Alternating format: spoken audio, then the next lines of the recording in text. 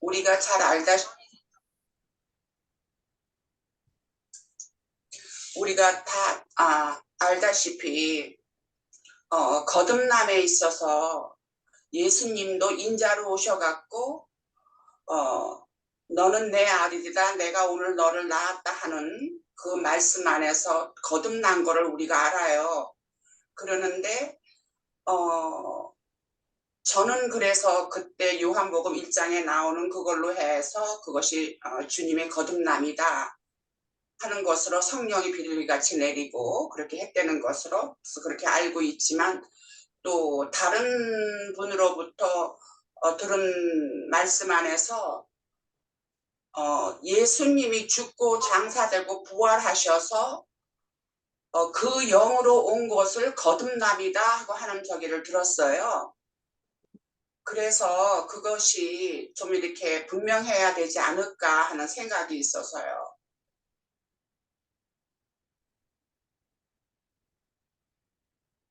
이건 뭐 어려운 질문은 아니니까 가만히 우리 지체들이 생각하는 바를 좀 먼저 들어볼까요? 내가 그냥 너를 먼저 할 게 아니고. 네.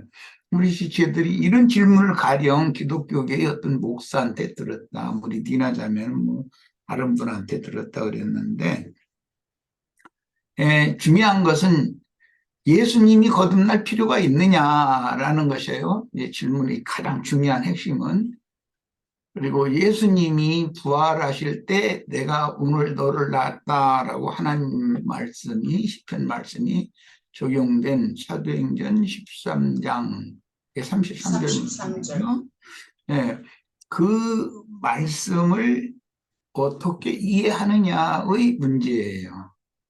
인자로 오신 것과 영으로 인자로 나신 것과 영으로 나신 두 단계, 예수님께 적용하는 것과 이것을 우리들에게 적용하는 것으로 이제 질문 요지는 이런 거죠. 적용은 어떻게 할 거냐 그 말이겠죠.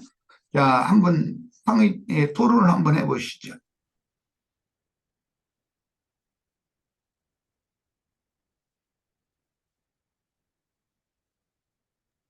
그러니까 인자로 마리아에서 출생하신 것은 이제 우리가 다 부모로부터 태어나는 것으로 같이 우리가 보고, 성령이 요단강에서 침례 요한으로부터 세례를 받을 때에 그 성령이 비둘기같이 내려오고 물속에서 올라오실 때에, 그리고 내가 오늘 너를 낳았다 하신 그 말씀이 요한복음 1장에도 이렇게 나오고 하는 그것을 우리는 요한복음 1장에는 오늘날 내가 너를 낳았다라는 말씀이 없지요. 네, 없지요. 네, 성령이 비둘기같이 내리면은 너는 내 사랑하는 아들이요, 내 아들이다. 네, 그렇게, 네, 그렇게, 네, 그래서 그러니까 그것이 거듭남인가 아니면은 죽고 장사되고 부활하셔서 하신 것이 거듭남인가, 이제 요는 이제 그것이 확실해졌으면 하는. 질문 요지 잘 들으셨어요? 예수님이 마리아를 통해서 처녀가 아들을 낳으리라는 예언을 이루시고 뒤에 있는 육신의 모양으로 세상에 보냄을 받았어요. 그리고 30세가 된 다음에 요한에게 가서 침례를 받으실 때 하늘에서 이 예수를 내 아들이고 내 사랑하는 자다라고 하는 증거를 하셨어요. 그러니까 그 문제와 그 다음에 사도행전 13장에서 부활, 이제 구속을 위해서 죽고 장사되고 부활하셨을 때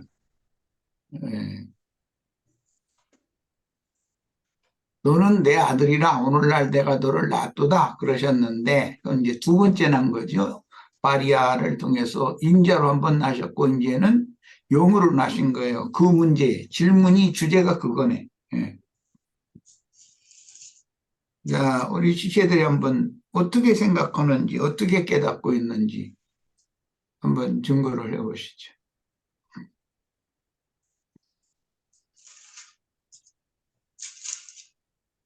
예, 제가 먼저 물꼬를 터보겠습니다. 막 이 얘기 저 얘기 해볼 테니까 건져가지고 정리를 하시면 어떨까 싶습니다. 저도 요즘에 이렇게 거듭남과 그 또 우리가 요한복음 나누면서 초실절과 오순절 성령에 대해서 우리는 이제 서울 모임에서는 많이 말씀을 나눴어요. 근데 그럼에도 불구하고 이거를 이제 뭐 유월절, 무교절 요런 부분들을 이제 통해서 우리가 거듭남이라고 말하는 거를 한번 이렇게 표현해 보려고 제가 이렇게 좀 더듬더듬 해가면서 이렇게 하면서도 아 이게 맞나 안 맞나 저도 이제 그런 부분이 있었어요. 오늘 질문 딱 올라오는 거 보니까 아 저도 이 부분에 대해서 좀 정리를 하려고 요즘 애를 쓰고 있는 부분이어서 그래서 아 내가 표현을 좀 명확하게 했으면 좋겠다 그런 것 때문에 그러면 그렇게 했는데 예수님이 니고데모가 예수님한테 찾아와 가지고 어 선생님이 이루는 저기 표적이 하나님이 함께 하시면 일어날 수 없는 일 같습니다. 제가 정확하게 말씀을 보고 안 하니까는 요한복음 3장인데 그런데 어, 이- 예, 그때 예수님이 하시는 말씀이 물과 성령으로 거듭나지 않으면 하나님의 나라에 들어갈 수 없다. 이렇게 이제 말씀을 하시면서 얘기하는데 거기서 물과 성령으로라는 말이 나와요. 그러면 물로 나는 것과 성령으로 나는 것이 있다고 이렇게 보여집니다. 그러면 물로 나는 것은 무엇인가? 예전에 제가 이거 가지고 나영재님한테 질문을 드렸었고 답변을 주셨는데 그, 그 답변을 들었는데도 제가 잘 이해했는지는 정확히 모르겠지만 물로 나는 것은 저는 뭐라고 저기 설명이 되느냐면 이제 예수님이 오셨을 때 사역도 두 가지로 나뉘죠. 인자로 오셔가지고 말씀을 전할 때와 그 영으로 오셔가지고 그 제자들 속에서 임재하셔서 말씀하시는 것이 두 가지가 있어요.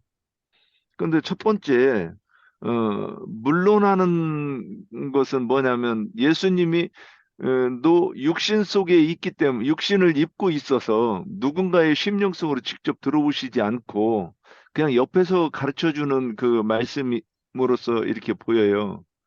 그러면 우리도 이런 두 단계를 거쳐오죠. 예수님께서 누군가의 심령 속에서 누군가의 그러니까 우리가 성령과 신부가 말씀하시는 곳으로 오라 그랬을 때 그곳에는 증인이 말씀을 증거하는 곳이라고 보여요. 그럼 그분이 증인이 말씀을 증거할 때는 내 속에 성령이 오셔가지고 말씀을 전하시는 것이 아니라 어, 그 누군가의 가르침을 통해서 일단 그분에 대해서 가르쳐 주는 거죠. 근데 그것이 들리고 어, 그런 어, 성령과 신부가 말씀하시는 것이 들리는 것이 거듭남 아닐까 저는 이렇게 생각이 들어요. 그래서 그런데 그 거듭나면 이제 어린아이이고 그러면 그 어린아이가 장성해서 20세 이상의 남자까지 이르러야 된다고 성경에서는 우리가 그것이 목적이고 또 더 나아가서 아비가 되어서 자녀를 낳고 양육하는 데까지 이르러야 된다고 성경에서 말한다고 보입니다. 그러면 자녀를 낳고 또 양육하는 그 단계는 21세 이상의 청년으로 비유되는 것이고라고 표현되는 것 아닌가 이렇게 싶습니다. 그래서 21세 이상의 남자가 성령으로 나는 것을 말하지 않는가 이제 이렇게 한번 먼저 정리를 해봅니다.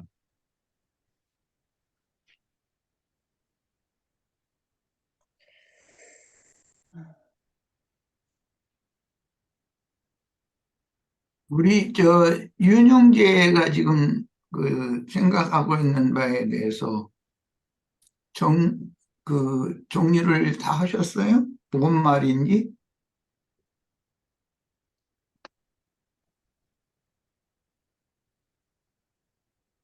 인자의 말씀과 그 영의 말씀은 무슨 차이가 있나 지금 이 얘기를 하는 건데. 그렇죠?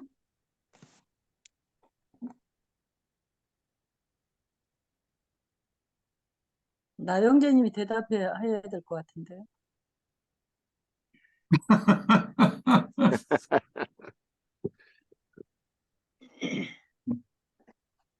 맨날 예, 나영진 대답하시면 우리가 얼마나 잘았는지 이렇게 확인이 안 생각해야 되잖아요. 돼. 내가 지금 어떤 세상 교계의 목사나 장로나 권사님하고 대화를 하는 중이요.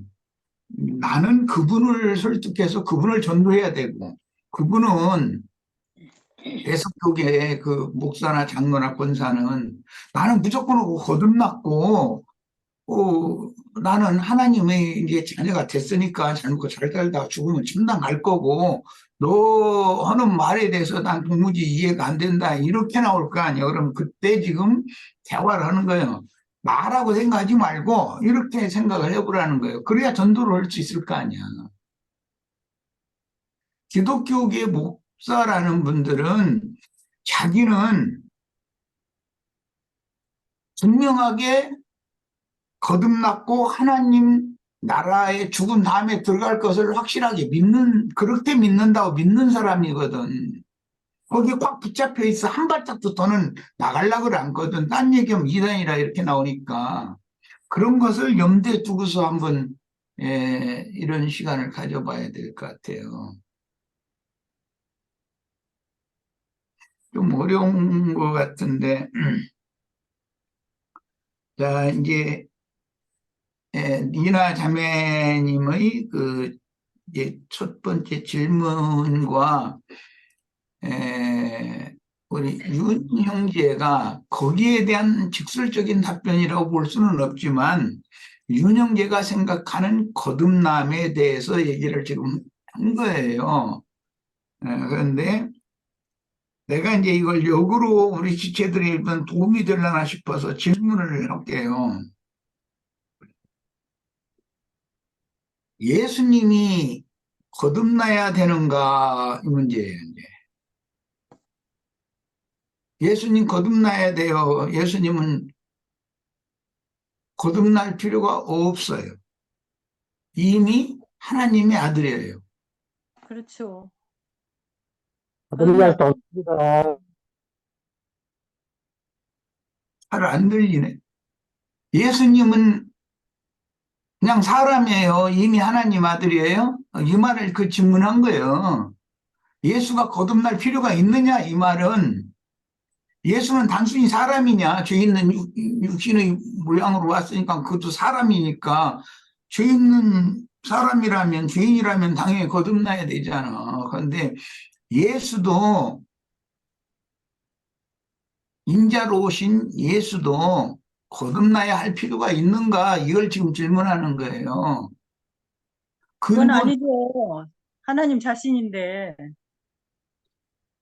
근데 또 어떻게 보면 표적으로 인자로 오셨기 때문에 표적으로 거듭나는 과정이 있어야 되지 않을까고도 생각할 수도 있는 것 같아요. 그렇지만 어떤 우리에 과정을 대한 예, 우리에 대한 표적으로. 주인인 우리하고 다르잖아요. 네, 다르게 죄인은 아니시더라도 이제 그분은 구속을 우리를 이루기 위해서 어떤 과정을 거치신 것은 물론 있겠지만 그분이 실제 우리가 말하는 사람처럼 우리처럼 거듭나야 될 필요는 없는 분이시라고. 아니면은 부활하신 것은 거듭남이라기보다는 맏아들로 오심의 어떤 또 표적은 아닌가 하는 그런 생각도 그분이 육신으로 들어가기도 오신 하고. 것은 죄인들을 죄를 대속하기 위해서 오신 것이잖아요. 우리를 죄짐을 다 짊어지신 것이니까 그러기 위해서 육체로 오신 거니까. 그리고 동시에 이제 거기 맏아들로 해서 예, 주님을 비롯한 모든 아들들을 하나님께서 부르시는 그 단계에서도 또 맏아들로 오실 필요성도 있지 않았을까. 그것이 곧 그 영인데, 그 영으로 오신 주님인데. 원래 하나님 성경에서도 원래 죄, 하나님 자신은 성경 말씀에도 죄는 없으시되 죄 있는 모양으로 오셨다고 하셨거든요. 그래서 저는 주님 거듭날 필요가 없다고 봐요, 저는. 왜냐하면 하나님 자신으로 오셨기 때문에 죄 있는 모양으로 오셨지만 죄는 없으신 분이라고 분명히 성경 말씀에 저는 그렇게 읽었거든요. 그래서 육신으로는 오셨지만 그 주님께서는 죄는 없으신 분이다. 그래서 거듭날 필요가 없다. 저는 그렇게 생각하는데. 죄인의 죄를 대속하기 위해서 어떤 과정을 거치신 것이지, 그리고 침례 요한한테 꼭 받아야 될 사실은 그런 이유도 없어요. 근데 그런 표적을 보이신 것이지, 솔직히 말하면. 네, 그러니까 표적. 예. 예. 사람들한테 주님이 나타내 보이시려고 그런 과정을 거치신 거예요. 예, 그 의를 이루기 위해서 그러셨다고 말씀하시는 것 같으네요. 저는 그러니까 이제 각자 자기 생각만 얘기하시고 다른 사람이 생각하게 하시면 돼요. 그러니까 근데 네, 그렇게 예수님께서 그렇게 해야 돼요. 자연스럽게 예, 하세요. 저는 예수님께서 이 땅에 나신 것이 그 요한복음 1장에 그 이제 세상에 그 자기 땅 자기 백성에게 이제 그렇게 해서 온 것이고 그 다음에 오신 다음에 지혜와 키가 자라갔다고 이렇게 말씀을 하셨어요. 어, 키와 지혜가 자랐다 그랬을 건데 제가 말씀 아직 못 찾았네요. 그러면 사람이 그 키와 지혜가 자라갔다는 얘기가 그냥 세상 지혜를 얘기하는 것이 아니라 하나님에 대해 아는 것을 그 지혜와 지식이 자라는 거니까 이미 낮기 때문에 그러니까 우리가 성경에서 우리도 거듭나면 영적으로 어린아이지 거듭났다고는 그 표현 자체가 이 세상에서 그 상식적으로 생각해봐도 이치적으로 생각해봐도 그러면 이제 거기서 젖먹이서부터 시작해서 자라가는 것을 전제로 해가지고 어린아이라는 거잖아요. 그러면 그 자란 결과가 청년이고 그러니까 예수께서 키가 지혜가 자랐다 그러면 이미 세상에 난 것이 신이 인간으로 오신 것을 표상하는 것 아닐까 좀 이렇게 생각이 듭니다.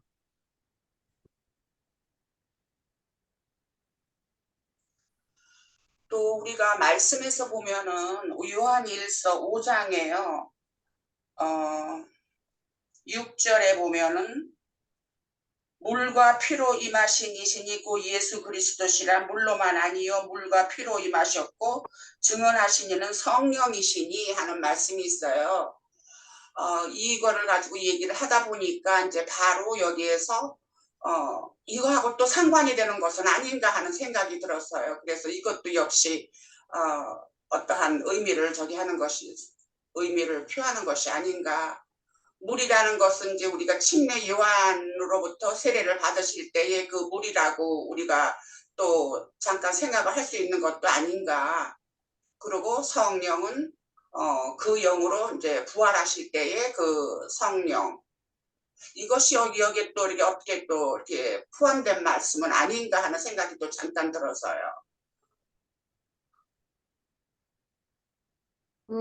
요한복음 3장에서 보면 니고데모하고 예수님께서 지금 말씀을 하시고 계시잖아요. 그런데 주님께서 하신 말씀이 그 3장 3절에서 보면 진실로 진실로 내게 이르노니 사람이 거듭나지 아니하면 하나님의 나라를 볼 수 없느니라. 이제 주님이 하신 것은 이미 주님은 하나님 자신이 오셨기 때문에 하나님 나라를 다 보는 거예요. 그래서 거기서 니고데모한테 이제 이 하늘 나라를 거듭나지 아니하면 볼 수 없다는 것을 이렇게 말씀하셨다고 저는 보거든요. 주님도 거듭나지 않았다면 이 말을 니고데모한테 이렇게 위에 서서 할 수가 없다고 저는 봐져요. 주님은 이미 거듭날 필요가 없고 하나님 자신이 그 요한복음에서 그 말씀이 육신이 돼서 오셨기 때문에 죄 있는 모양으로 우리를 구원하기 위해서 오셨기 때문에 그 속은 이미 이 사람이 아니기 때문에 영이시기 때문에 거듭날 필요가 없다는 거 아닌가, 저는 여기 말씀을 좀 보면서 그런 생각이 좀 들어요. 말씀을 나누다가 보니까 요한의 그 세례를 받으면서 그때 이는 내 사랑하는 아들이요 내 기뻐하는 자라 했을 때가 그것을 또 이렇게 거듭남이라고 표현하면 그 즉시 사역을 시작하는데 이제 가르치는 단계인데 거기를 거듭남이라고 표현하면 안 되는 것 같고 그래서 인자 예수로 오실 때 이미 그 신으로 오신 그 신을 인식하는 그 존재로서 이미 오신 것 아닐까. 그게 이미 인간으로 오는 게 우리한테는 거듭남이라고 하는 그 단계 아닐까 이렇게 보입니다. 저는. 예수님은 응? 예수님 자신이 죄가 있어서 거듭나야 되는 그런 상황이 아니라 하나님은 영이시기 때문에 사람이 눈으로 볼 수가 없죠. 볼 수도 없는 거고 보면 죽잖아요, 하나님은. 그래서 눈으로 보일 수 있는 사람 인자로 오셨고 또 예수님이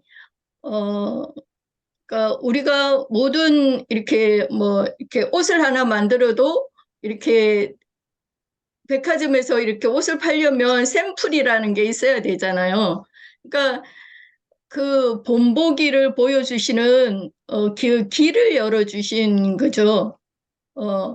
우리는 예수님의 가신 길을 그대로 따라가는 거고 예수님이 하신 일을 우리도 그대로 하는 거잖아요. 그래서 예수님이 그 길을 보여주시기 위해서 죽고 거듭나고 부활하신 거라고 저는 생각을 합니다.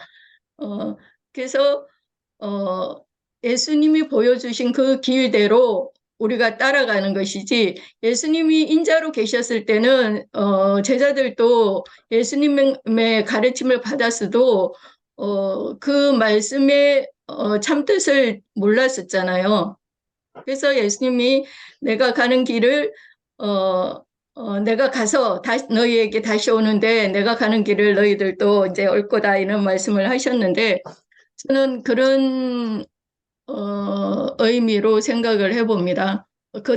예수님이 죄가 있어서 거듭나는 것이 아니라 우리에게 그 길을 열어주시기 위해서 그 길을 보여주시기 위해서 그 길을 가셨다고 그렇게 말씀드려 봅니다. 예. 네, 그게 제가 아까 그 표적으로 그렇게 하신 것이다 하는 것으로 하는 의미였어요. 네. 저도 그런 생각 안 했어. 주님이 그렇게 하신 것은 이스라엘에게 나타내 보이시기 위해서 그렇게 하신 거예요. 이스라엘에게 나타나 보시게 하신 것이 그 요한복음 1장에 있는 그 말씀이지요. 그래서 그렇게 나타날 사람이 이제 말하자면 그리스도고 구원할 자라는 것을 유한하게 알게 하신 거지요. 네. 표적으로 그렇게 하신. 야, 황영 예. 얘기하고 싶어 하던데. 아유, 진짜 하기가 힘드네요. 죄송합니다. 예. 일단 아무튼 제가 이제 저는 이제 배웠던 그대로 이제 말씀하고자 할 때는요, 저는 이제 인자 예수님 안에 말씀이 하나님이 이제 함께 하는 거로 저는 이렇게 공부를 배웠습니다. 그래서, 말씀이 이제 하나님과 인자 예수님께서 동행했기 때문에 모든 것을 다 이루시는 그런 과정으로 나 인자 예수님을 표현을 하는 것을 알았기 때문에, 예수님은 하나님이신데 거듭날 그런 거는 없다고 그건 당연한 거고, 그 다음에 한 단계 더 가면, 그분이, 죽을 수 있는 것은 말씀이자 하나님이 예수님께 임재를 했기 때문에, 그때 이제 성령이 비둘기같이 임했다는 거가 말씀이신 하나님이 예수님, 인자 예수님 안에 임한 거를 저는 이렇게 배웠습니다. 그래서 아버지가 되셨기 때문에 그 아버지와 인자 예수님이 함께 하시면서 모든 그 사역을 하신 거로 저는 이렇게 배웠습니다. 그래서 그것을 또 해야 또 말씀대로 이사야에 나오는 말씀대로 우리의 그 죄와 율법을 해방시키려고 당연히 돌아가셔야 되고 또 새 율법, 새 계명을 다시 이제 우리 피조물들을 주기 위하여 죽으시고 이제 부활하는 가정은 그리스도 예수이기 때문에 새 계명을 다시 이제 그리스도 예수 그 영을 온전히 믿는 자만이 영이 산 자다라고 저는 이렇게 좀 배워가는 과정입니다. 네, 저는 그렇게 이제 알고 있어요. 네, 여기까지입니다. 김혜자매도 마이크 풀려 있네. 네, 하고 싶은 얘기 있으면 하세요. 아니, 예수님이요, 거듭날 필요가 없다고 저도 생각했거든요. 거듭날 필요가 있으면, 네, 양심이 이미 죽었다는 것인데, 우리가 양심이 죽었기 때문에 우리는 거듭날 필요가 있잖아요. 우리는 죽은 사람이었기 때문에. 그러나 예수님은 죽으실 필요가 없고, 죄가 없으신 분이기 때문에, 영이 거듭날 필요는 없다. 이게 그 두 번째 나셨다는 것은 영으로 이제 맏아들로 나셨다는 것. 우리는 그 예수님이 영으로 나셔야만이 다시 두 번째 영으로 하나님이 나셨다고 그러잖아요. 맏아들로. 그럼 맏아들로 나셔야만이 우리 속에 영으로 들어오실 수가 있잖아요. 그 죽은 양심을 살릴 수가 있죠. 영으로 거듭 나셔야만. 그 두 번째 나셔야만. 그렇기 때문에 이제 맏아들이 되셨다는 것은 우리가 이제 그 아버지께서 모든 것을 아들에게 맡기셨잖아요. 모든 것을. 그렇기 때문에 맏아들이 상속을 받고 아버지의 모든 상속을 받고 이제 우리는 이제 우리도 아들들이잖아요. 이제 거듭나면은 하나님의 그 영으로 다시 생명으로 다시 나면은 우리는 이제 주님의 그 동생들이 되는 것이죠. 맏아들로 태어났으니까. 동생들도 맏아들이 모든 상속을 다 받으면 이제 그 맏아들한테 모든 주권을 다 주어졌기 때문에 또 우리도 이제 그 동생들이고 그 영을 받아 생명을 받았기 때문에 우리도 그 상속자가 다 되는 것이죠. 주님 앞에 모든 것을 다 이제 맡기셨던 거, 다 주어진 것은 이제 우리도 같은 이제 형제가 되는 것, 같은 이제 하나님 아버지의 그 아들들이 되는 것이니까 우리도 그 주님의 이어서 상속을 받는 것이죠. 그렇게 생각하고 있는데요. 그래서 우리 스스로는 하나님의 아들이 예수님의 형제 자매가 우리가 될 수 없잖아요. 우리 스스로는 될 수가 없기 때문에 예수님이 먼저 홀로 죽고 장사되고 부활해서 성천하시고 다시 재림하시는 그 길을 홀로 먼저 가셨죠. 그 다음에 우리에게 영으로 오셔서 그 길을 함께 가시기 위해서 먼저 그 길을 가신 거고 그 길을 만들어 주신 거죠.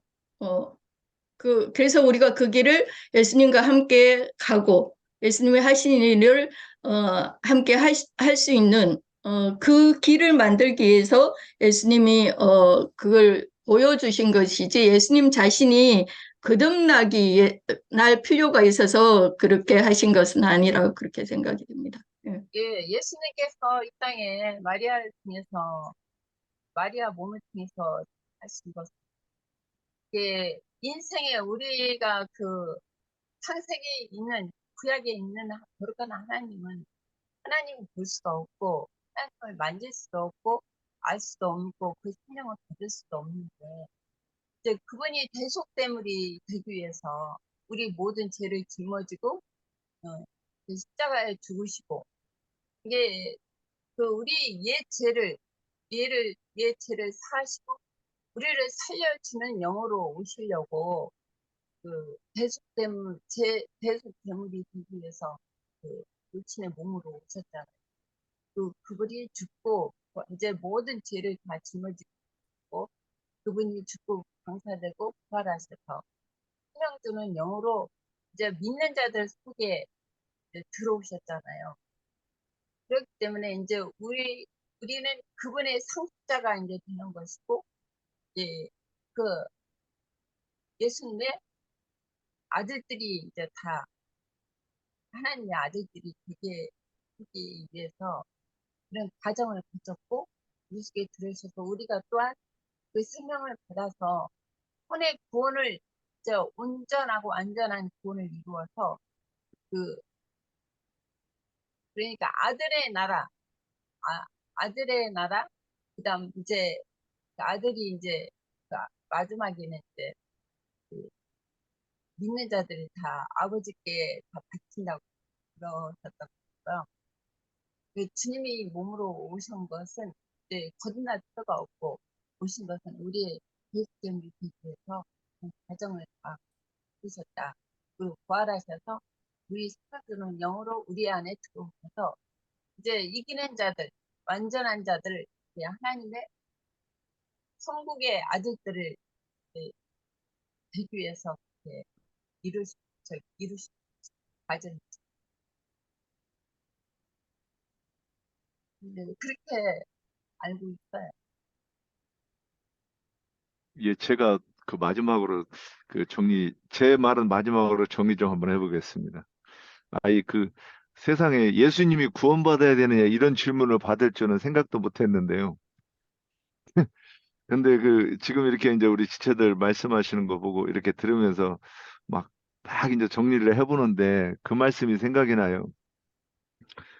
예수님이 요한한테 세례를 받은 장면이나 물로 세례를 받은 장면이 나오고 또 이제 세례를 받고 올라올 때 성령으로 세례를 받지 않습니까? 이게 두 단계로 이렇게 해가지고 어, 표상으로 보여졌구나. 저는 이렇게 지금 이제 이렇게 와서 정리가 이렇게 보이는 부분이 있었어요. 그래서 예수님이 물론 우리 지체들이 말씀하신 대로 예수님이 신이신데 그분이 거듭나야 되느냐, 거듭나야 될 뭐 이유가 있느냐 그러면 저도 그게 그치 신이로 오셨는데 그렇게 보이네. 그런데 그럼에도 불구하고 성경에서는 거듭나는 것을 보여준 게 요한의 물세례가 아닌가. 그 다음에 성령으로 거듭나는 것도 그 이후에 바로 물세례 이후에 강에서 올라올 때 성령이 비둘기 같이 임하였다. 그렇게 해가지고 이렇게 두 단계로 이렇게 보여줘 성령으로 세례를 받는 것까지 이렇게 두 개로 보여줬다고 이렇게 보입니다. 그래서 나혜자님께서 예수님이 거듭나야 되느냐 그러면 저는 거듭나야 된다고 그게 답인 것 같다고 이렇게 보입니다. 예, 여기까지입니다.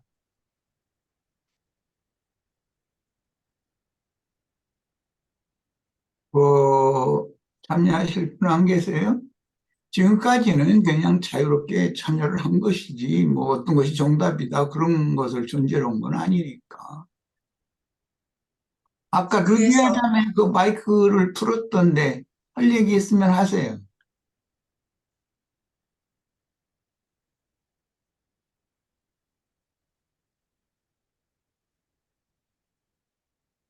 그래서 우리 그 마지막에 윤 형제님이 이야기를 하신 것처럼 그 내용이 결국은 아까 제가 이렇게 이야기를 했듯이 물과 성령으로 거듭나셨다 하는 그러한 전제에서 저기 하니까 그 요한일서 그 5장 말씀이 생각이 나갔고, 그래서 물과 피와 성령으로 오셨다 하는 것이 또 연결이 되는데, 이제 그것이 어떻게 보면 우리는 여기서 요한일서에서는 물 하면은 영을, 말씀에 있는 영을 상징하시고 피는 생명을 상징하시고 하는 걸로 우리가 이해를 하고 있는데, 그것이 또 거듭남과 상관이 있는 것인가 하는 또 생각이 반짝 들었어요. 그래서 아까 거기에 또 그런 말을 첨가를 했고, 지금 또 윤 형제가 그 증거를 하는 거를 또 들어보니까는 또 여전히 그것이 또 물과 성령으로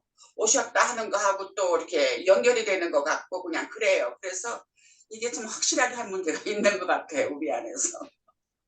그 저는 요한복음에 보면은 요한복음에 그 로마 군병이 그 창으로 예수님의 옆구리를 찔렀을 때 피와 물이 나왔다 그랬거든요. 피와 물이 나왔는데 이 피라는 것은 그 우리의 양심을 생명 주는 영으로 우리 안에 들어오셔야 하잖아요. 왜냐하면 죽은 양심이 살림을 받아야 되기 때문에 피는 그걸 말씀하시는 거고, 물이라는 것은 이제 이 말 그 마음이 더럽혀졌기 때문에 그 말씀도 물이잖아요. 이게 말씀의 물로 우리 계속 그 양심을 아니 그 혼 생명을 그릇을 계속 마음은 그릇이라고 했기 때문에 그릇 더럽혀진 그릇을 이렇게 말씀의 물로 계속 씻음을 받아야 된다. 그렇게 제 양심을 피는 생명을 저기를 하죠. 그래서 옆에서 옆구리에서 피가 나왔으니까 그래서 우리가 항상 옆구리는 생명의 처소다. 그렇게 우리가 또 이해를 하고 있잖아요. 그래서 제가 조금 그 느낌 아까 그 요한한테 주님께서 세례를 받았잖아요. 근데 이제 말씀하는 도중에 조금 제가 좀 생각이 나는 건 뭐냐면 요한은 율법자잖아요. 근데 이제 예수님은 이제 사람으로 오셨으니까 율법적으로 침례를 받아야 돼요. 받아야 된다고 저는 생각을 해요. 그냥 사람이기 때문에 그렇게 보여줘야 주님 가는 길에 우리도 그걸 보고 가야 되니까. 그래서 요한이 주는 침례를 주님이 받았을 때 하늘에서 비둘기가 성령이 임했다고 했었어요. 근데 우리들이 세례를 받을 때는 하늘에서 비둘기까지 성령이 임하는 것을 우리는 볼 수가 없잖아요. 그런데 주님께서는 그 예식을 다 이제 왜냐하면 요한한테 받을 때는 인자로 오신 예수님이기 때문에 그 율법 그 예식을 저는 했다고 좀 생각이 들거든요. 그래서 성령은 5절에도 보면은 물과 성령으로 나지 아니하면 하나님의 나라를 들어갈 수 없느니라 했던 것들은 이제 우리가 주님을 따라가는 그 길에서 우리한테 그걸 적용을 해야 되기 때문에 그런 거 아닌가, 저는 좀 그런 생각이 들어요.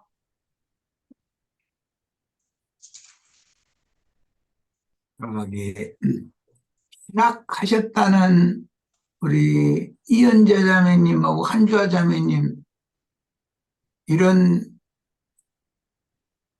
가르침을 신학교에서 배웠어요? 한번 신학교에서 배운 것 좀 증거 좀 해보세요.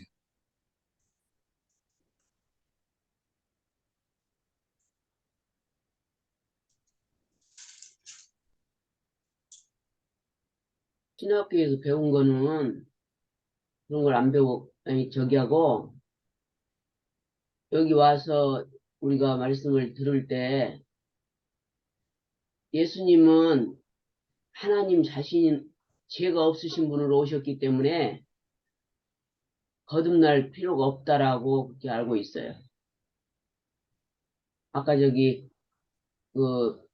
김영수 자매님이나 안정 기자매님 말씀하셨듯이, 하나님은 죄가 없으신 분이고, 육신의 모양으로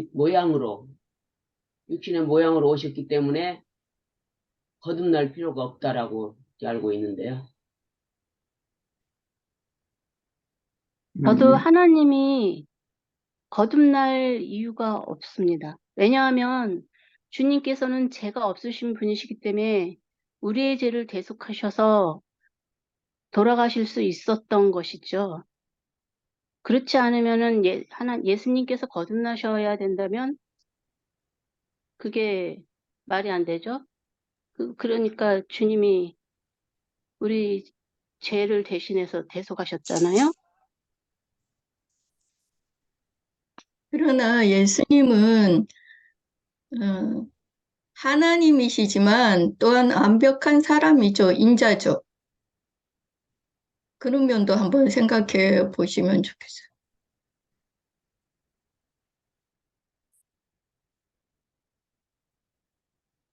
인자로 그 저기 제가 한 말씀만 잠깐만 더 드릴게요. 왜 이제 그 다음에 예수님이 거듭나야 되느냐면 그게 하나님이 우리에게 정하신 뜻이 우리가 첫째 거듭나야 되는 게 하나님의 뜻인데 그럼 예수께서 이 땅에 오셔가지고 우리 보고도 뭐라고 하셨느냐면 아무든지 나를 따라오려거든 자기를 부인하고 자기 십자가를 지고 나를 쫓을 것이니라 그랬는데 우리가 그러면 주님을 따라가야 되면 주님도 먼저 거듭나셔야 우리도 거듭나는 그것을 따라가지 않을까 저는 이런 생각을 해봤습니다. 그리고 거기서 요한에게 세례를 받을 때도 요한이 내가 당신한테 세례를 받아야 되는데 당신이 나한테 세례 받으러 옵니까? 그랬잖아요. 그러니까 주님께서 하신 말씀이 뭐였느냐면 우리가 이렇게 해서 하나님의 의를 이룬다 그랬어요. 그러니까 예수님께서는 이 죄인이어서 거듭나야 되는 게 아니라 우리에게 표상적으로 그러니까 아까 우리 지체들이 다 그렇게 얘기하셨어요. 그러니까 그렇게 하심으로써 우리한테 하나님의 뜻이 무엇인지 보여주셔야 되고 그러기 위해서 하지 않았나 저는 이렇게 좀 점점 그렇게 내용이 정리되어 갑니다. 예, 여기까지입니다.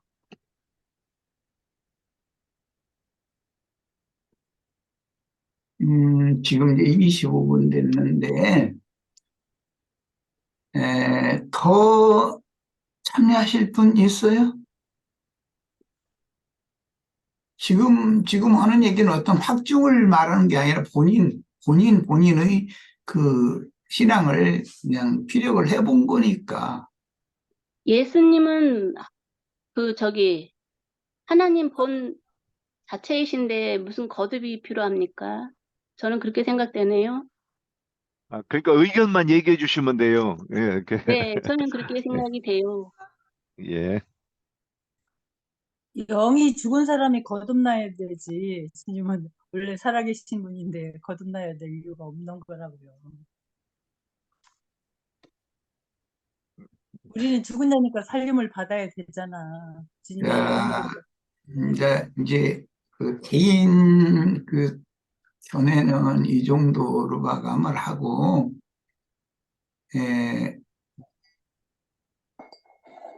제기된 문제들을 하나하나 이렇게 정리를 좀 해야 될 것 같아요. 이만큼 우리 지체들이 그리스도는 누구인가 라는 그런 가장 큰 성경의 뼈대가 되는 이런 질문에 대해서 명확하게 상대방을 설득하고 이해시키는 그런 능력이 갖춰있지 못하다라는 것을 오늘 지금 이런 말씀을 가지고 알 수 있을 거예요. 사실은 오늘 나누는 이런 말씀을 통해서 로마교가 이제 삼위일체라고 하는 교리를 만들어내는 과정에서 수많은 민의들을 피를 흘려서 죽였다는 거예요. 이게 이제 다 그리스도는 누구인가라고 하는 기본적인 세속교계로 말하자면 신학의 문제이거든요. 그런데 신학을 하셨다는 그런 분들이 이런 거에 대해서 가르침 받은 것이 무언가에 대해서 명확하게 이렇게 좀 증거를 할 수 없다면 세속교계 목회자들과 진리 토론을 하기는 어려울 것 같아요. 좀 이 시간에 구체적인 증거가 또는 확증이 필요한 많은 얘기들이 오고 갔습니다. 자, 이제 나는 들으면서 큰 제목을 4가지를 지금 메모를 해가면서 들었어요. 첫째는 모든 생명의 두 근원이 있다라는 거예요. 이제 이것은 종자시의 문제죠. 예수가 거듭날 필요가 있는가라는 문제는 예수라는 그분이 인성도 가지고 있지만 사람이지만 그분의 근원을 보는 것은 그분의 영을 말하는 거기 때문에 예수의 영은 하나님의 성령으로 잉태가 되었다고 그랬어요. 이미 시가 우리와는 다른 거예요. 그래서 혈통과 육정과 사람의 뜻으로 난 자는 반드시 거듭나야 돼요. 아래에서 난 자는. 그러나 위로부터 난, 즉 만물의 가장 높은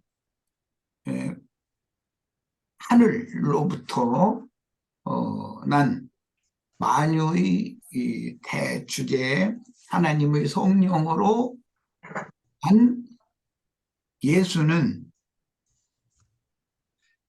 그 영이 거듭날 필요가 없어요. 거듭난다는 것은 영이 거듭나는 것을 말하는 것이지 육신이 몸이 거듭나는 것을 말하는 것이 아니기 때문에 이제 기본적으로 1번은 이 문제를 잘 정리를 하시기를 바라요. 제가 이제 메모를 한 첫 번째가 이거예요. 이 얘기 끝에 요한의 세례를 받으실 이야기를 이제 나와가지고 거기에 곁들여져서 요한에게 요단강에서 침례를 받고 올라오실 때 하늘에서 즉 하나님께서 이는 내 사랑하는 아들이요 내 기뻐하는 자라라는 음성을 들려주셨는데 그 자리에는 많은 사람이 있었어요. 그런데 그 음성을 다 들은 것이 아니잖아요. 요한이 들었죠. 요한이. 그 성경에 이렇게 돼 있잖아요.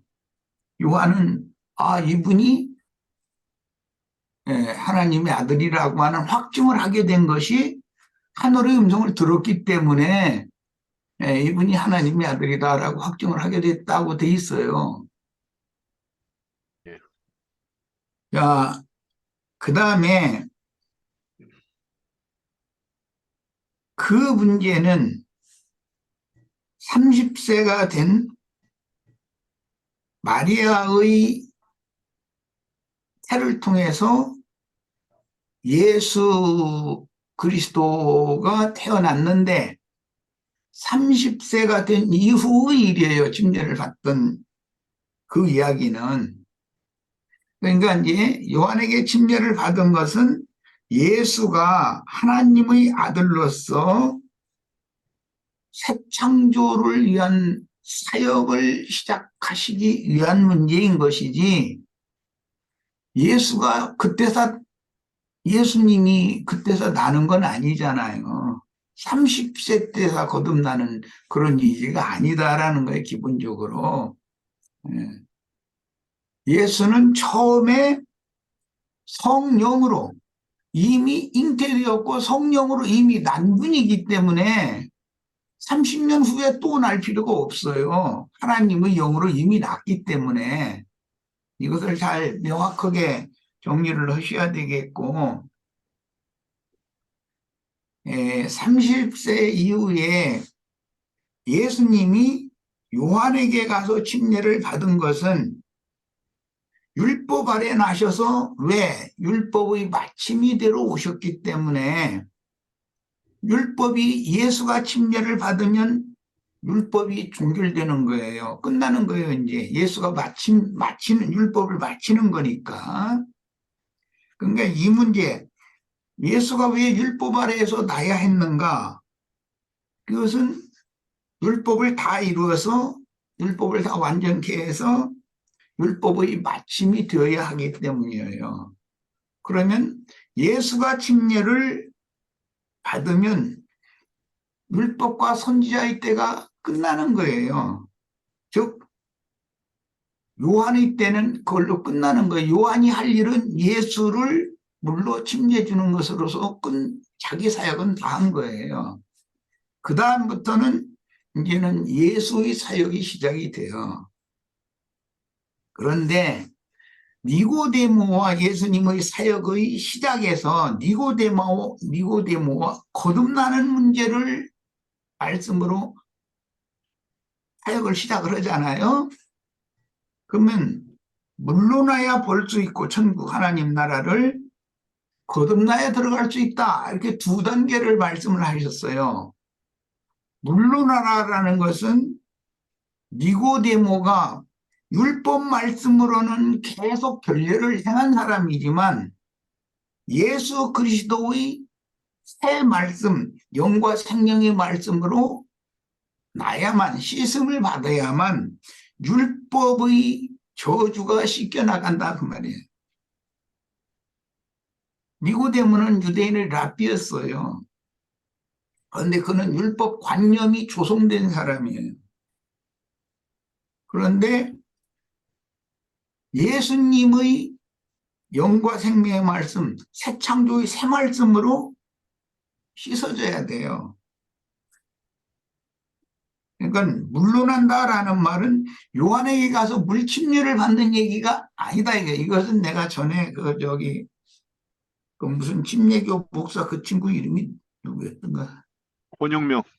권영명에 그분한테 증거를 할 때도 내가 증거할 것이 있다 해가면서 이 얘기를 했어요.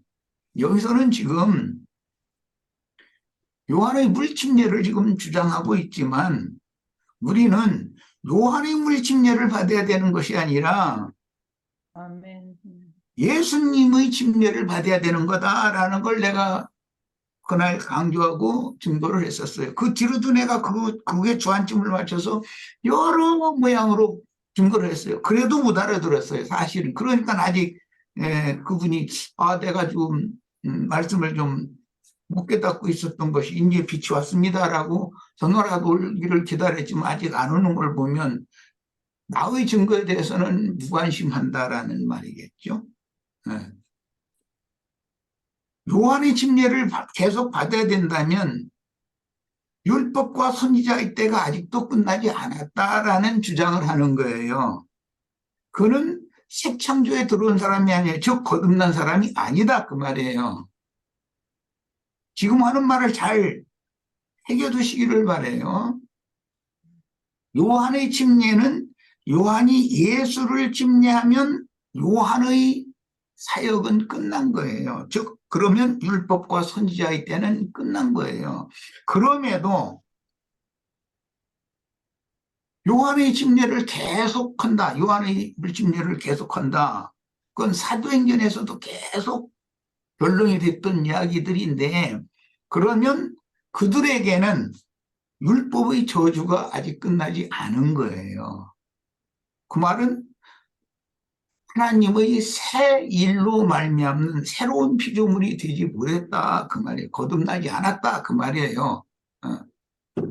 이렇게 중요한 거예요. 이 문제는. 예수님의 말씀을 듣고 율법 종문으로 가르침받던 모든 것들이 씻겨나가야 돼요. 그래야 정결한 태가 되는 거고 그 정결한 태에 그 영의 말씀으로 새 씨를 심어서 거듭나야 진리의 말씀이 믿어져야 회개하고 복음을 믿어야 거듭난단 말이에요. 이게 예수님의 말씀까지도 회개시키는 말씀이었다. 요한도 회개하라 그랬죠. 그랬는데 내가 이 얘기도 여러 번 했어요. 예수님의 사역의 첫 마디가 뭐죠? 회개하라 천국이 회개하라예요. 회개하라. 예수님 말씀으로 회개를 해야 돼요. 요한이 시키는 회개를 1000만 번을 해도 하나님 나라, 하나님의 자녀로 거듭날 수 있는 회개가 아니다 그 말이에요. 요한이 회개하라고 하는 것은 율법을 어긴 거. 그는 율법을 종결하는 사역자로 왔으니까 율법과 선지자의 때를 마무리하는 사역자로 왔어요. 그런데 그는 마치지를 못한 거예요. 예수님이나 마치지. 마침이 되는 거는. 예, 요한이 회개하라 그래요. 그것은 너희가 율법에 윤리 도덕적으로 육신의 몸으로 행하는 그 율법 행위에 있어서 범법한 것이 많다. 그걸 회개하라 그 얘기를 한 거예요. 예수님이 회개하라 하는 것은 내가 지금 아버지께로부터 보냄을 받아서 너희에게 이것을 증거하는 이 말은 너희를 새로운 창조 세계, 새로운 피조물로 재창조하러 왔기 때문에 아직도 율법의 저주에서 속량받지 못한 너희들은 율법을 완전히 다 버려버리고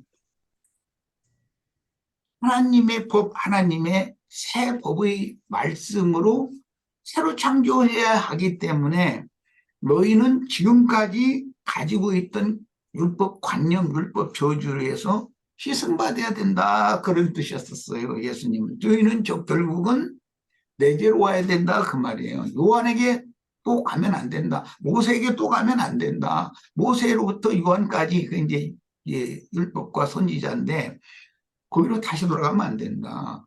새 창조를 하러 온 나에게로 나와야 된다 이게요. 그게 예수님이 회개하라라는 거예요.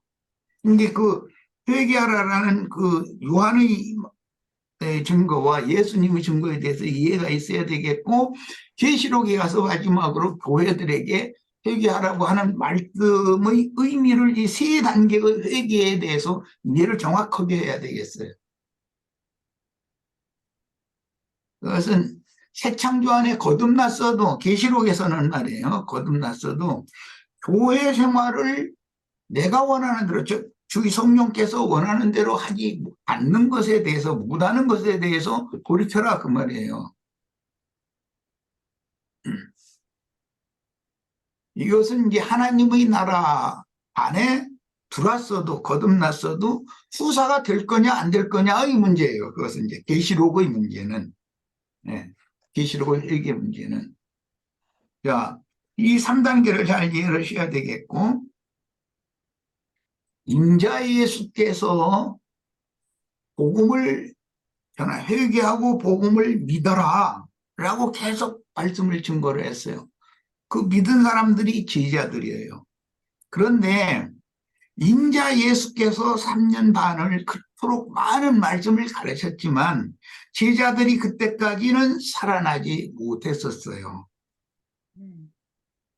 3년 반 동안 예수님한테 가르치면 요한에게서 떠나서 예수님한테 온 거예요. 왔는데도 인자 예수의 말씀을 3년 반을 가르침 받았으나 제자들이 거듭나서 영이 살아난 상태가 아직 아니었었어요. 예수님이 생명 주는 영으로 살려주는 영으로 제자들의 속에 들어오셨을 때 그때서 살아난 거예요. 그게 거듭난 거예요. 그게 초실절 율법을 이룬 거다라는 걸 내가 여러 번 강조를 했어요. 생명을 얻은 거예요. 그 다음에 사도행전에 가면 이제 그 생명을 얻은 것에 대해서 증거하는 능력을 발휘해야 되는데 그러려면 오순절 때 영을 다시 받아야 돼요. 이제 그것은 제자들에게 적용되는 문제예요. 자, 그 다음에 예수님께서 요한복음 19장 30절을 다 같이 본인의 성경으로 찾아서 읽겠습니다. 자, 큰 소리로 같이 마이크 풀고 읽습니다. 근데 이 자료는 전도 유튜브에 올려야 되니까 다 찾아서 마이크 풀고 찾아서 큰 소리로 읽습니다. 19장 30절인가요? 네, 19장 30절. 예수, 예수께서 신포도주를 신포도주를 받으신 후에 이르시되 다 이루었다 하시고 머리를 숙이니 영혼이 떠나가시니라. 나가시니라. 아, 예수님이 다 이뤘다라고 선언을 십자가에서 하셨는데 뭘 이뤘다는 거죠? 새 창조를. 율법을 다 율법을 이루러 오신 거예요. 율법을 다 이룬 증거는 뭐죠? 십자가에서 대속하신 게 이룬 거죠. 죄와 세상과 율법의 저주에 대해서 죽는 거죠. 네네. 다 하시고 고개를 숙이시고 떠나간. 숨을 거뒀죠. 예. 그러면 이제 율법이 끝난 거예요. 율법을 다 이루신 거예요. 그게 바로 율법의 완성이에요. 근데 율법이라는 것은 목적이 뭐죠? 육신은 다 죄인들이다라는 것. 죄는 하나님에 의해서, 하나님 말씀, 율법에 의해서 죽어야 된다는 거죠. 율법의 의미가 뭐예요? 죄를 드러내고 깨닫게 하는 거. 죄에 대하여, 세상에 대하여, 율법의 저주에 대하여 죽어야 된다는 것이 율법 주신 목적이고 율법이잖아요. 그러니까 예수님이 다 이뤘다는, 율법을 이뤘다는 뜻이고, 결론적으로는 육신의 모양으로 오신 예수가 죽어야 율법이 드디어 완성된 거다 이 말이에요. 그 다음에 성령이 오시면 그리스도의 율법, 세법을 주셔요. 아멘. 자, 그런데 계시록 21장 6절 또 찾아서 읽습니다. 1장.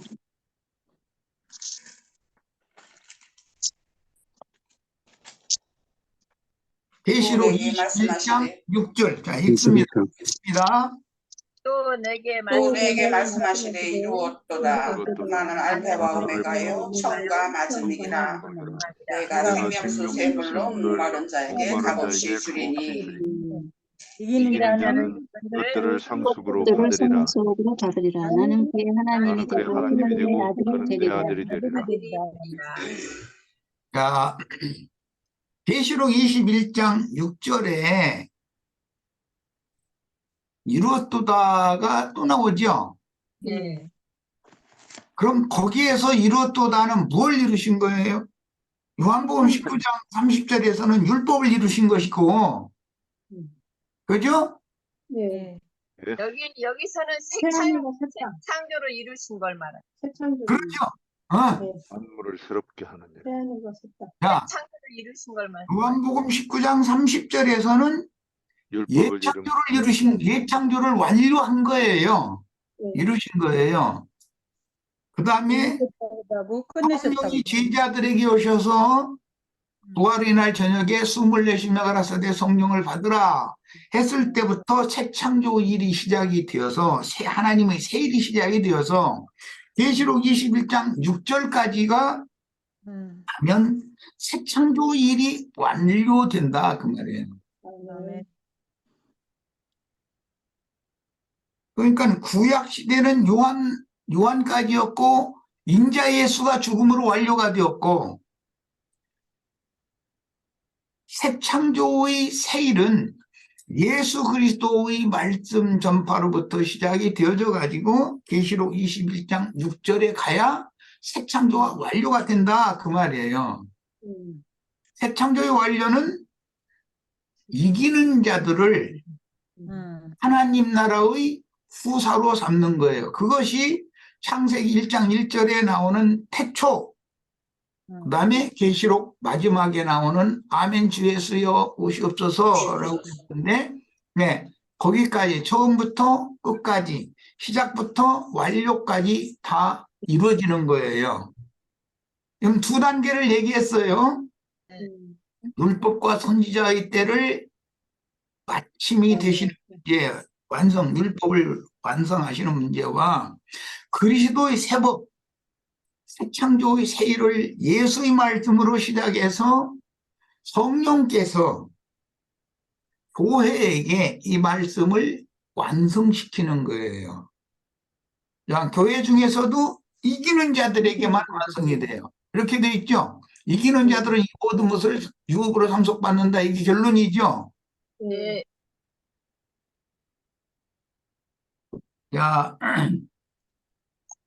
그 다음에 인자 예수께서 하시는 말씀은 곁에 계신, 제자들 곁에 계신 사람이신 예수께서 3년 반 동안 제자들과 함께 계시면서 주신 말씀이죠.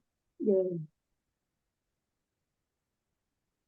구속을 완성하신 후에 살려주는 영으로 제자들 속에 호흡으로 새 생명으로 돌아가지고 제자들 속에서 말씀하시는 그 말씀과 인자 예수의 말씀은 무슨 차이가 있을까? 같은 하나님의 말씀을 인자 예수를 통해서 태어난 건 인자의 말씀이었는데 그 영의 말씀을 태어나는 건 제자들이 하는 거예요. 그러니까 제자들은 인자 예수의 일보다도 더 큰 일을 하는 거예요. 자, 그런데 인자 예수께서 주시는 그 말씀은 아직 율법 시대를 완전히 벗어나지 못한, 율법 가르침에서 완전히 벗어나지 못한 제자들에게 120명에게 주셨던 말씀이에요. 12제자와 120명에게. 그런데 살아계신 인자로서 말씀을 하신 것은 아버지의 말씀을 재현하신 것이지만 겉에서 말씀하신 것이지 제자들, 믿는 이들의 속에서 성령이 직접 더 밝히 말씀해 주신 것이 아니다. 인자 예수의 말씀을 들어도 제자들은 아직도 많은 부분이 혼미하다. 그래서 사도행전 그 얘기를 해가면서 지난번에 그 권용명 그 친구한테 많은 사도시대까지는 많은 교정할 부분이 많이 섞여 있었다. 그래서 점진적으로 누룩이 제거되기 시작하고 완전히 이제 누룩이 없는 순수한 말씀은 계시록에 나오는 작은 책의 말씀을 천사에게 받아먹은 그 말씀, 즉 영원한 복음, 말씀만이 누룩이 전혀 없는 말씀이다라는 걸 내가 증거를 했었던 거예요. 이 말을 우리 지체들은 알아들어야 되겠어요. 그런데 권 목사라는 그 친구는 내 말이 되게 어려운가 봐요. 무슨 말인지를 이해를 못해요. 서신서까지도 사도시대니까 사도들이 쓴 것이니까 오류가 있다. 그래서 내가 예를 들어서 바울사도가 똑같이 바울사도가 한 말인데 어디에 보면 시집가지 말고 시집 보내지 말고 선녀로 그냥 늙혀 죽이는 게 낫겠다 이렇게 했는데 어디에서는 갑자기 또 여자들은 말이야 종종이 시집가서 아이나 낳아서 기르고 그게 도대체 시집가라는 말이냐 하지 말라는 말이냐 어떻게 하라는 말이냐 내가 이런 것까지도 예를 들어서 증거를 했어요. 그래도 사도들이 한 말은 완벽한 말씀인데 무슨 말이냐 하고 반기를 들었었어요. 그래서 아직은 이 사람이 들을 귀가 열리지 않았구나라는 판단을 한 거예요. 사도들의 말씀에 보면 가장 중요한 게 이게요. 임박한 환란의 때라는 것이 그들이 사도들의 관념에 들어 박혀 있었어요.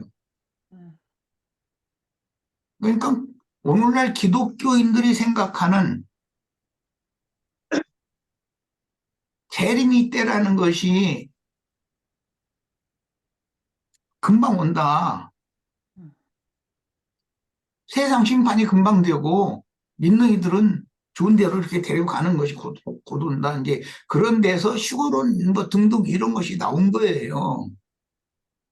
그것이 매 세대마다 2000년 동안 기독교계의 절대 교리로 지금 이어져 오고 있어요.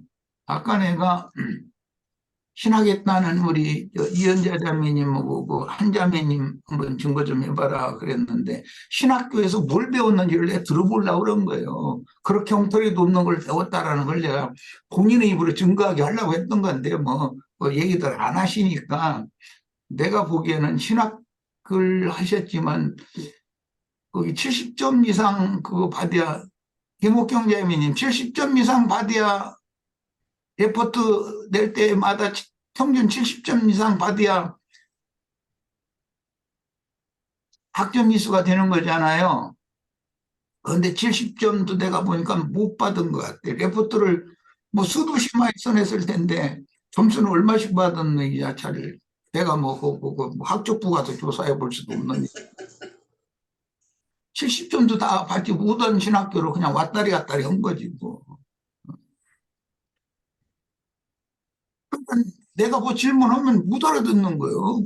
뭐 말 자체를.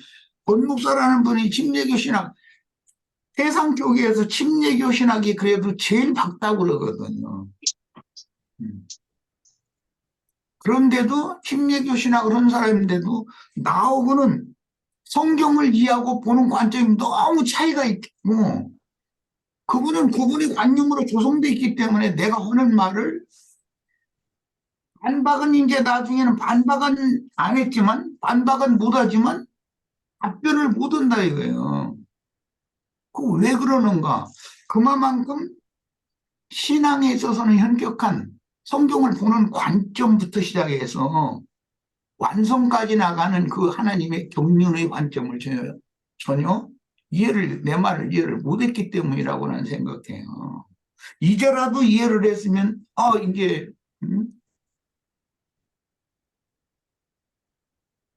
나 형제께서 나에게 계속 하고자 했던 말을 내가 이런 부분에 빛이 왔다 하고 연락 와야 돼요. 그러면 내가 너 예배당에 내가 초대하면 내가 가서 더 증거할 거다.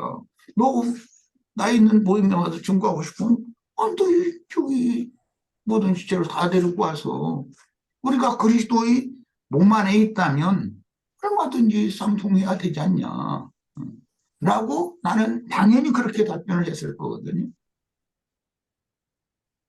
사람의 교회를 세우지 말아라. 이것은 이제 그 다음에는 또 할 얘기는 그거니까. 그리스도의 몸을 세워야지 네 교회 세우지 말아라. 나는 내 교회 절대 세우는 사람 아니다. 난 이걸 증거를 했을 거거든요. 이제 이것은 뭐 내 소망사항으로 아직은 그 친구한테 전화가 없고 연락도 없으니까 뭐 하나만한 소리고. 야, 겉에서 말씀하신 예수님의 말씀보다 생명의 생명 주는 영으로 지자들이 속에 들어와서 임재하시면서 그게 재림이라는 거예요. 파루시아라는 말은 충만한 임재라는 말이에요. 그 영으로 제자들 속에 또는 믿는 이들 속에 들어와서 그 영께서 직접 말씀을 하셔야 돼요. 그래서 나는 우리 형제 자매님들 직통 계시 받는다고 기독교계 아주 활짝 뛰어요. 그런데 나는 우리 지체들 모두 직접 계시를 말씀을 직접 받아야 된다. 그래서 어떤 말씀 증거가 있으면은 인터넷에 대뜸 가서 습관적으로, 그 목사들이 하는 습관이에요. 교회 안에서도 그런지 거리하지 말아라. 주님께 말씀을 달라고 하고 본인이 성경을 읽어가지고 성경으로 증거를 하려고 그래야지. 유튜브에 들어가서 뭐 인터넷이나 뒤져가지고 난 다 누가 뭐 어떤 증거하면 저거 인터넷 어디에 뒤져서 어떻게 한 말이라는 걸 난 다 그렇게 듣고 있거든요. 굉장히 지식이 많은 것처럼 떠들어도 내 앞에서는 소용없어. 그게 안 통해. 그것은 시간이 지나면 다 날아갈 거예요. 자기 생명의 말이 아니잖아요. 생명된 말씀이 아니잖아요. 머릿속에 암기했던 건 다 날아가죠. 시간이 지나면. 그건 남는 것이 우리 생명이 아니기 때문에. 그럴 때는 나도 다 있어요. 누가 어떤 증거를 해도 내가 말을 않지. 그걸 그때그때 이렇게 지적하면은 위축받으니까. 그러나 그런 단계도 필요하니까 그냥 놔두는 거예요. 그런 걸 통해서 어느 날 주님과 소통이 완전하게 소통이 될 수 있는 때가 오기를 난 기다릴 뿐이에요. 그러나 그렇게 해서 습관돼서 굳어져 버리면 안 된다. 그래요. 난 성경 다 아는 것처럼 내가 뭐 거의 만나면 내가 다 가르쳐야 되는 것처럼 이런 태도를 갖지 말아야겠어요. 말투가 가르치는 어투와 겸손한 말투로 하는 말투라는 것이 다 있는 거예요. 말본세라는 게 다 있단 말이야. 난 다 감시감시 듣고 있어요.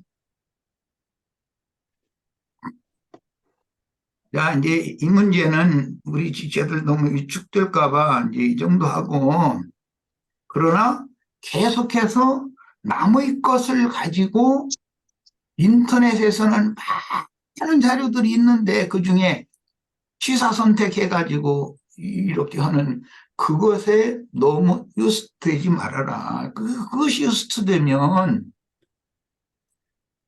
그게 버러쟁이가 되면, 습관이 되면 주님과 교통을 할 수가 없다. 결국은 인터넷에서 자료 찾는 그것이 잠이 되고 벽이 되기 때문에 내가 조심해라 자꾸 얘기하는 거예요.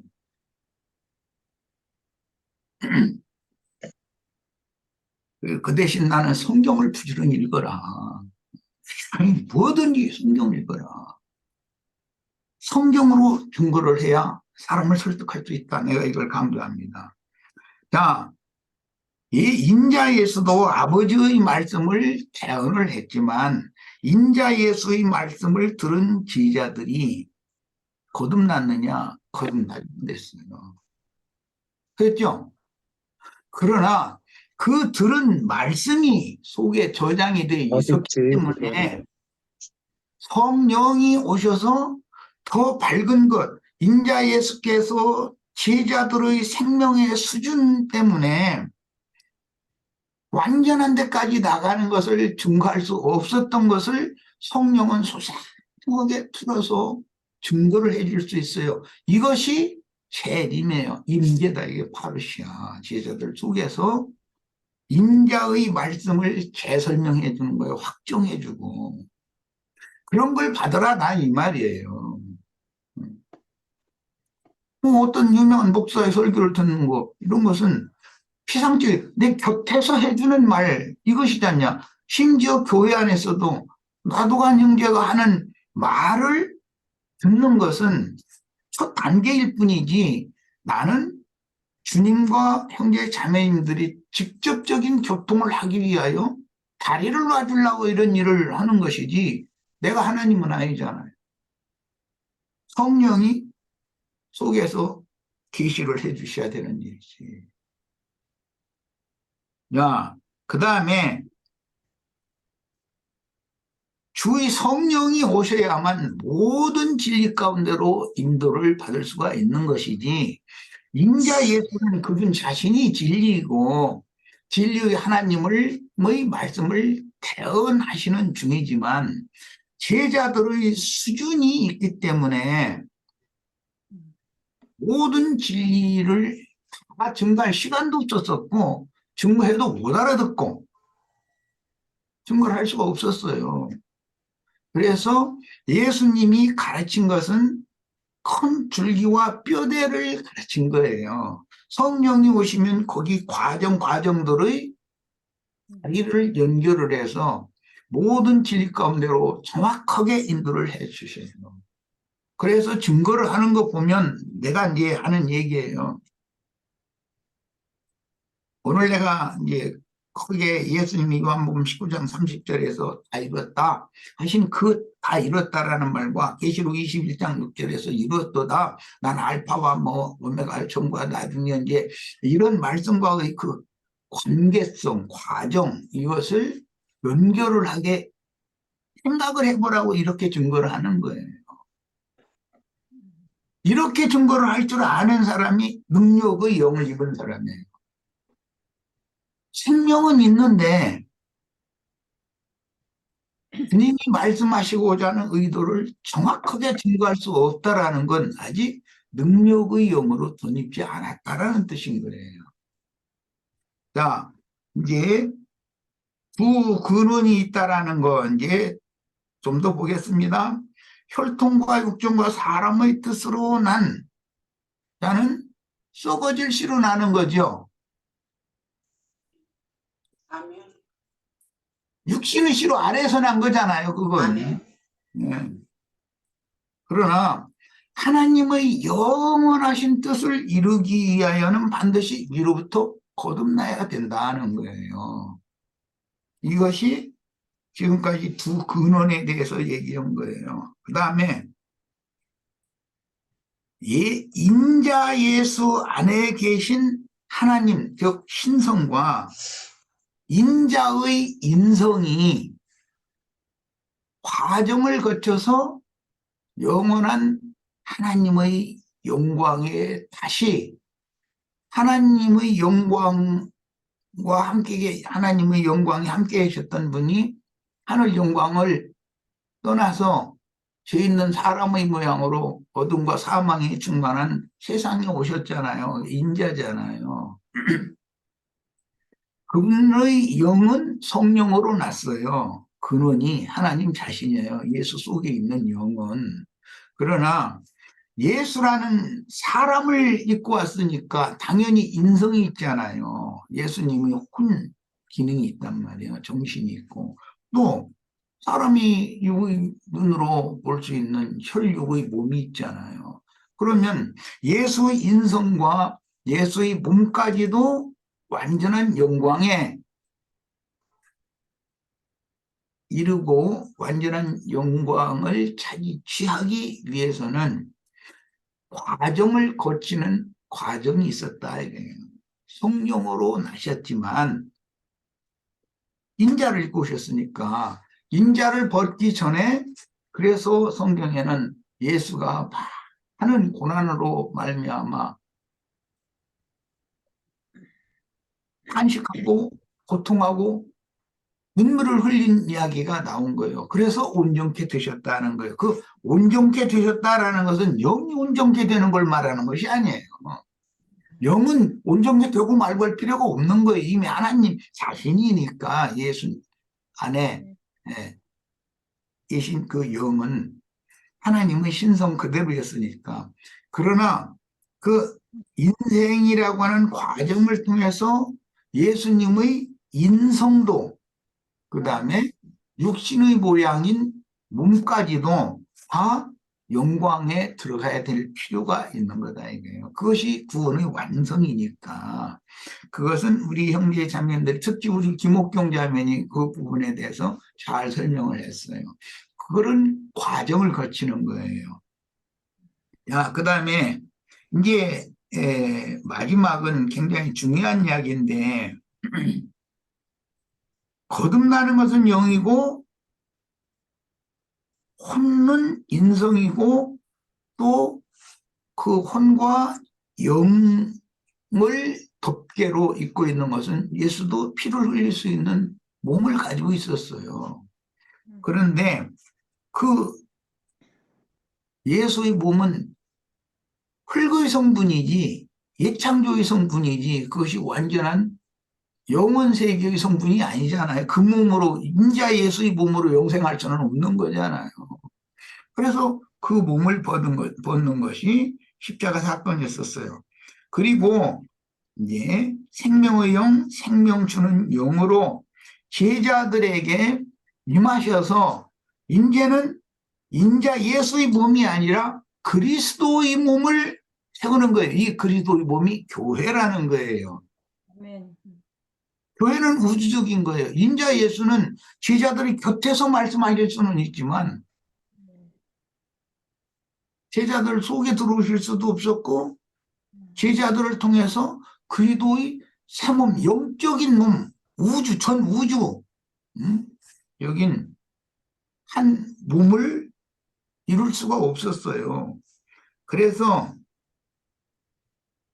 거룩하고 흠이 없는 영광스러운 교회라고 하는 거예요.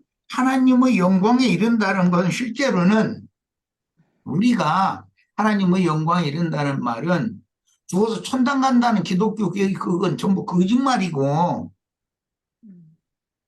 거룩하고 흠이 없는 영광스러운 교회 안에 들어오는 걸 말하는 거예요. 교회는 그리스도의 몸이에요. 그리스도의 몸이라는 건 육적인 몸이다. 이요. 신령한 몸이에요. 그리스도의 몸이에요. 그래서 내가 이것을 사람들한테 설명할 때 그리스도의 몸은 인자 예수의 몸이 세상에 태어나서 그 키와 지혜가 자라야 했었던 것처럼 그리스도의 몸인 교회도 완전케 되어져 가는 과정을 거치는데 이게 혼의 구원이다. 난 이것을 강조해서 계속 증거를 하는 거예요. 여기 거듭난 사람들이 혼의 구원을 이루는 만큼 그 사람은 흡해되면 어차피 가만히 놔둬도 흡해되어지고 결국은 무너져서 흙으로 돌아갈 거란 말이에요. 한정인 흙으로. 그 전에 속 사람이 거듭난 영으로 말미암아서 혼까지도 영화롭게 되어야 된다 말이야. 이것이 교회 생활이다. 이것이 완성되어서 몸까지도 지천사 신령한 몸으로 영광 중에 주와 함께 나타나서 영광의 새 세계를 상속받으면 하나님의 새 창조가 이제 완성이 된다. 교회는 우주와 똑같아. 인자 예수의 몸이라는 것이 우주에 대한 표상이었던 것처럼 그리스도의 몸이라는 것은 새 우주다 이거예요. 그래서 교회를 이제 최종적으로 거룩하고 흠이 없는 영광스러운 교회로 만드신 후에는 지금 이루어 가시는 중이고 만드신 후에는 아들이 그 나라를 아버지께 바친다 그랬는데 아들의 나라라는 것이 교회를 말하는 거예요. 거룩하고 흠이 없는 영광스러운 교회를 영원히신 하나님 아버지의 것으로 돌려드리면 창세기 1장 1절에서부터 계시록 22장 21절까지가 완료된다 그 말이에요. 이게 하나님의 영원 전부터 영원 후까지 계획하셨던 선하시고 깊으신 뜻의 완성이에요. 자, 그러니까 우리가 지금 현재 할 일은 제일 중요한 건 이게 네 번째. 어떻게 거룩하고 흠이 없는 영광스러운 교회를 이룰 것이냐 이제 네, 개인적으로 보면 내 자신의 영과 내 자신의 혼이 어떻게 온전케 될 것이냐와 같은 뜻이에요. 내 영과 혼이 영은 이미 거듭나서 온전케 됐고 그건 온전케 되고 말고도 없고 거듭나는 거니까 온전케 되어져 가는 것은 혼인데 혼의 구원을 이루는 만큼씩 그리스도의 몸이 자라는 것이다 라고 표현을 했어요. 그리스도의 몸이 자란다 이렇게 표현했어요. 그래서 그리스도의 새 몸도 인자 예수가 키와 지혜가 자란 것처럼 그리스도의 새 몸인 교회도 그 높이와 깊이와 넓이와 분량이 자라야 된다 이거예요. 그래서 온전한 주님의 교회가 세워지면 그러면 주님께서 그분의 나를 아들에게 주신 나를 아버지께 바친다 이랬지만 그분의 거룩하고 흠이 없는 영광스러운 교회를 하나님 것으로 돌려드리면 하나님의 모든 일이 맞춰진다는 거예요. 이것이 성경 이야기입니다. 오늘은 이제 네 단계를 내가 길게 설명을 해서 우리 형제 자매님들이 이런 것을 잘 좀 정리를 하고 전도를 하는 데에도 이걸 체계적으로 잘 증거할 수 있는 그런 훈련이 좀 됐으면 하는 그런 마음입니다. 시간이 좀 지루했는데 마칩니다.